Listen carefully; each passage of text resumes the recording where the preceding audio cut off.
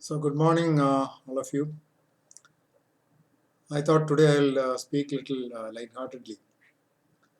I was thinking about my first day as lecturer in the very first job. There's a place called Bijapur, northern part of Karnataka, a remote village.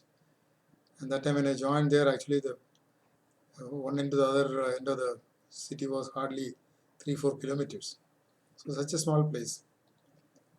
And so initially, of course, I think when I joined, it was vacation time, and finally the first year classes started. It was only the second year of that college also, so I had to, you know, take the class. So I prepared a bit and all that, and I knew what to talk. First day, so it's a very general talk. So I went to the class, was delivering the talk, and it went on like that. And suddenly I noticed that there is absolutely no response on the students' side. It made me little jittery, and I thought maybe I should crack a joke.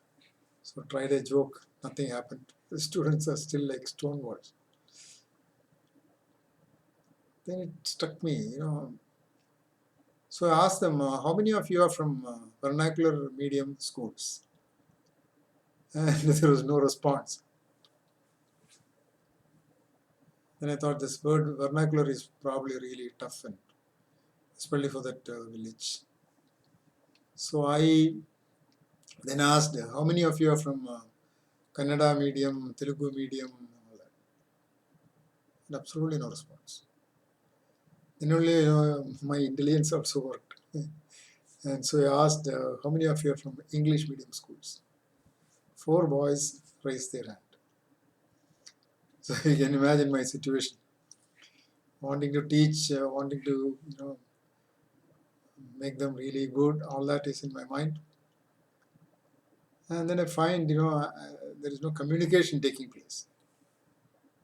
So I initially, I didn't know what to do. And for me, I cannot fail there. It was my first job. I had to prove myself. So I decided, I have to really develop my skills by which I will communicate. So in that day's class, what I started doing was I'll write on the board, then I'll speak also. So it sort of thought I'll make them familiar with my accent. I mean, I modified my accent also. I made it more Indian, Indian accent or whatever, art day and all that sort of thing. Hmm. I tried to, and then anyway, so this is the first day the incident. Then I slowly realized, even the background knowledge also is not that good. In fact, the first day I was taking the lab, first year mechanical engineering lab for those students.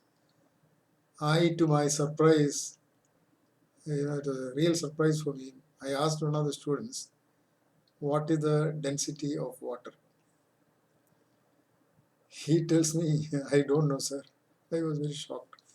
But the air values, you learned as early as, fifth standard or sixth standard, and you knew the value always.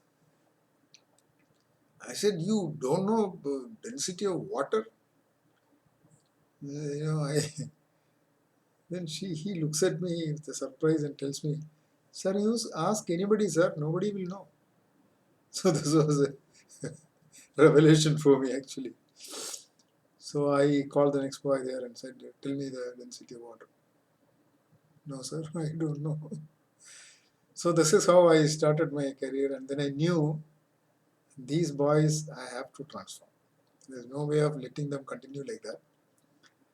And it's luckily for me, of course, that year there were two more really wonderful colleagues of mine, one from the electrical engineering department, Professor Kalmadi, and another Professor Mahajan from Pune. And this Professor Mahajan, of course, retired from uh, military engineering college in Pune. And Professor Kalmadi, of course, had just returned from the US after his master's. And we all, of course, were taskmasters. And it was not in vain. Our college got, remote village college got the best result for the first years that year from the Karnataka University. So that's how I felt happy. I could do something for these boys. So that's how I developed my ability to even teach people from the scratch and make them come to a level of understanding. Thank you. Yeah.